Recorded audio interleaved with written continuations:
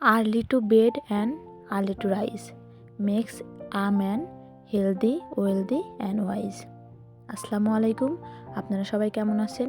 আশা করি অনেক বেশি ভালো আছেন। 4 মাসের জব প্রস্তুতিতে এইটা ডে 1 এর একটি ভিডিও। গতকালকে আমি কিভাবে 10 ঘন্টা প্লাস পড়াশোনা করেছি সেটা নিয়েই এই ভিডিওটি। প্রথম দিনটি কতটা প্রোডাক্টিভভাবে কাজে লেগেছে সেটা নিয়ে এই ভিডিও শেয়ার করতে চলেছি।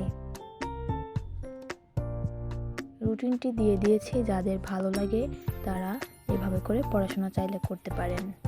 ভিডিওটি না টেনে শেষ পর্যন্ত দেখবেন, আশা করি অনেক বেশি উপকৃত হবেন। তো সকালে আমি ঘুম থেকে উঠি 5টায় অ্যালার্ম দেওয়া ছিল। ঘুম থেকে উঠি, তারপর ফ্রেশ হয়ে নামাজ আদায় করে নিয়ে টেবিলটা গুছিয়ে নিয়ে পড়াশোনা শুরু করি 5:30 থেকে। 5:30 থেকে 8টা পর্যন্ত আমি গণিত পড়তে চেয়েছিলাম 2.5 ঘন্টা, কিন্তু 2.5 ঘন্টা আমি শেষ করতে পারিনি। আমার প্রায় 3 ঘন্টা লেগে গেছিল। আমি গণিতের রেখা ও কোণ এই চ্যাপ্টারটা করছিলাম। রেখা ও কোণ অনেকে আছে খুব শর্টকাটে পড়ে, আর রেখা, কোণ, রশ্মি এইগুলো যদি আমরা না জানি তাহলে জ্যামিতির যে চতুর্ভুজ, ত্রিভুজ, সম্পূরক কোণ, পূরক কোণ এগুলো থেকে যে কোশ্চেনগুলো আসে ওগুলো আমরা ঠিক করে বুঝি না। আগে যে কোনো টপিকের কনসেপ্ট ক্লিয়ার রাখতে হবে, তাহলে আপনি যে কোনো ঘোরায় পেঁচায় কোশ্চেন করলেও সেটার অ্যান্সার ইনশাল্লাহ করতে পারবেন। এই জন্য আমি যে কোনো সাবজেক্টের প্রথমে তার বেসিকটা ক্লিয়ার করার ট্রাই করতেছি, যাতে করে আমার বড় কোনো কোশ্চেন ঘোরায় দিলে যেন আমি সেটার অ্যান্সার যেভাবেও করতে পারি।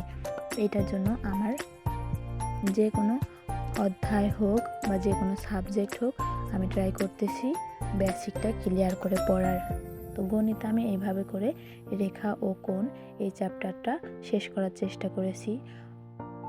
ক্লাস 6-এ রেখা ও কোণ সম্পর্কে বিস্তারিত মৌলিক ধারণা আছে, ওই ক্লাসগুলো করার ট্রাই করেছি।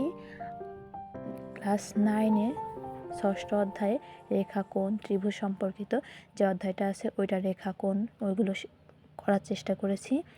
তারপর আমি বিগত সালের কোশ্চেনগুলো দেখেছি।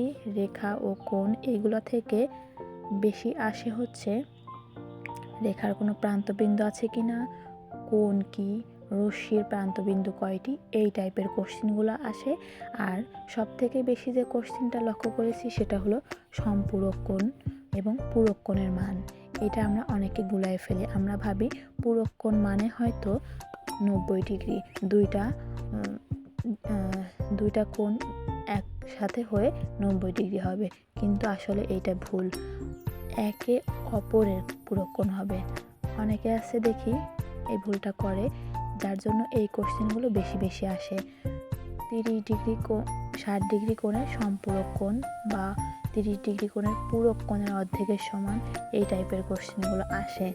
তো একটা কোণ যদি 70 ডিগ্রি হয় তার পূরক কোণ কত? ওই কোণটা একে অপরের পূরক কোণ, ওইটা 70 ডিগ্রি কোণের পূরক কোণ হলো 20 ডিগ্রি। এইভাবে করে করতে হবে। আর সম্পূরক অর্থাৎ 180 ডিগ্রি, তার মানে দুইটা কোণ মিলে হচ্ছে 180 ডিগ্রি হতে হবে একে অপরের পূরক কোণ। এইটা এমন না যে একটা 90 ডিগ্রি হলে আর একটা 90 ডিগ্রি হবে, এরকমভাবে না। তো আমি ওইগুলো কনসেপ্টটা ভালো করে ক্লিয়ার করার চেষ্টা করেছি এবং আমার একদিনে সম্পূর্ণ রেখা ও কোণ অধ্যায়টা শেষ হয় নাই। আমি এটা তো গতকালের, এবং আজকে আমি শেষ করতে পারছি রেখা ও কোণ, কারণ আমি এগুলো নোট করে নিয়েছি, যাতে করে আমার পরবর্তীতে পড়তে গেলে আর নোট করা বা অন্য কোনো সোর্স থেকে দেখতে না হয়। এক জায়গা থেকে দেখলে আমি সব তথ্য অ্যাড করতে পারি, এতে আমার সময়ও কম লাগবে। এরপর আসি বাংলা ব্যাকরণ মুখস্থ অংশে।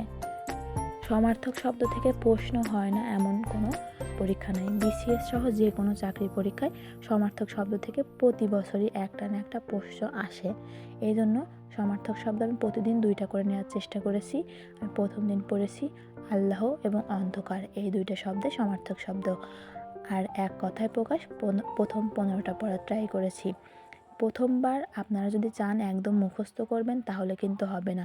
প্রথমবার 6 থেকে 7 বার করে পড়ে যাবেন, পড়ার ট্রাই করবেন। 2 থেকে 1 বার লিখতে পারেন চাইলে। এভাবে করে লিখলে 2-3 বার যদি মুখস্থ পাঠ একের পর এক পড়ে যান, তাহলে দেখবেন আপনার আয়ত্তে চলে আসছে। প্রথমবার আপনার মনে হবে কিছুই মনে নেই, কিন্তু এইভাবে করে পড়ে যান, দেখবেন মনে থাকবে।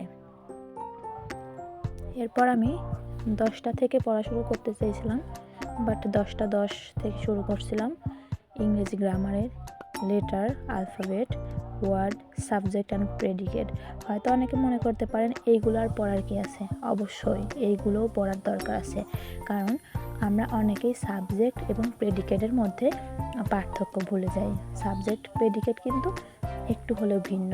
সাবজেক্ট আর প্রেডিকেট না জানলে ওয়ার্ড, আমরা কোনটা ওয়ার্ড কোনটা লেটার এইগুলো যদি না জানি, আই কিন্তু একটা লেটার, আই কিন্তু একটা ওয়ার্ডও হতে পারে। তো এইগুলো জানতে হবে। আমি ট্রাই করতেছি একদম বেসিক থেকে পড়ে আগানোর, যেন আমি বড় কোথাও যেয়ে কোনো সেন্টেন্স বানাতে যেয়ে কোথাও বাধা না পাই। তো তারপর আমি ফ্রি হ্যান্ড রাইটিং ট্রাই করেছিলাম 1 ঘন্টা মতো। ফ্রি হ্যান্ড রাইটিং প্রথমে হয়তো মনে হতে পারে বোরিং লাগবে, কিছুই পারতেছি না বা এরকম। প্রতিদিন আপনি ফ্রি হ্যান্ড রাইটিং 1 ঘন্টা করে চর্চা করে 1 মাস পরে দেখবেন আপনার কত উন্নতি হয়েছে। আমি ট্রাই করতেছি ফ্রি হ্যান্ড রাইটিং প্রতিদিন 1 ঘন্টা বা 1 ঘন্টার বেশি সময় ধরে ফ্রি হ্যান্ড রাইটিং চর্চা করার। তারপর আসি ইংলিশের memorising part. Appropriate preposition, conjugation of verb. এইটা করার কারণ হলো অ্যাপ্রোপ্রিয়েট প্রিপোজিশন সেন্টেন্সে অধিকবার ব্যবহার করা হয়। আর আমি যেহেতু ফ্রি হ্যান্ড রাইটিং চর্চা করতেছি, অ্যাপ্রোপ্রিয়েট প্রিপোজিশনের জন্য যদি কোথাও আটকায় যায় তাহলে তো হবে না।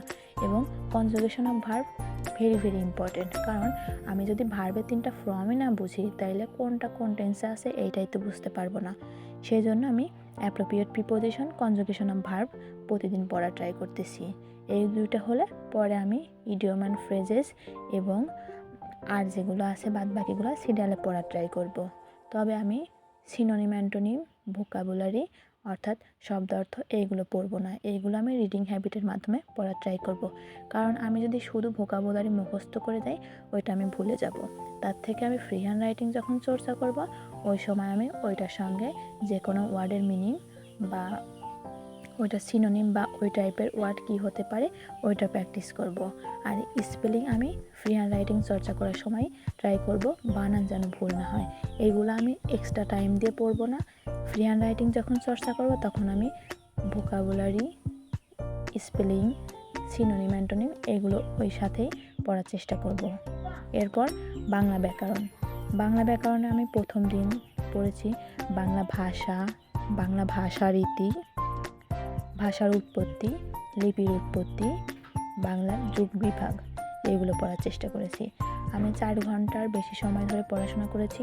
আর বাংলার জন্য আমি বাংলা সাহিত্যের ইতিহাস মাহবুবুল আলমের লেখা বই, এটা হচ্ছে বিষয়ভিত্তিক বই না, এটা কনসেপ্ট ক্লিয়ার করার একটা ভালো বই। অ্যাসুরেন্স লিখিত বাংলা, অগ্রদূত বাংলা, বাংলা ভাষা ও সাহিত্য জিজ্ঞাসা সৌমিত্র শেখর স্যার, এই বইগুলো থেকে পড়ার চেষ্টা করেছি বাংলা ব্যাকরণ। তো এইভাবে করে আমি প্রতিটা সাবজেক্ট পড়ে গুছিয়ে নেওয়ার চেষ্টা করতেছি। আপনারা যারা প্রোডাক্টিভলি 10 ঘন্টার উপরে পড়াশোনা করতে চান বা পড়াশোনা করার মতো সময় আছে, তারা চাইলে এই ভিডিওগুলো দেখে এইভাবে রুটিন করে পড়াশোনা করতে পারেন। আর যদি কোনো কোশ্চেন জানার থাকে তাহলে কমেন্ট করে জানাতে পারেন।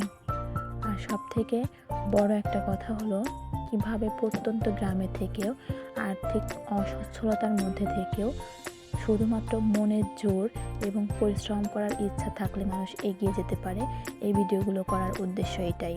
আমি কিভাবে প্রত্যন্ত গ্রামে থেকে একটা বই কিনতে না পেরে কিভাবে পড়াশোনা চালিয়ে যাচ্ছি সেইগুলো জানার জন্য এই ভিডিওগুলো, এবং শুধু শর্টকাট দিয়ে জব হয় না, বিস্তারিতভাবে পড়াশোনা করতে হবে এগুলো বোঝানোর জন্য।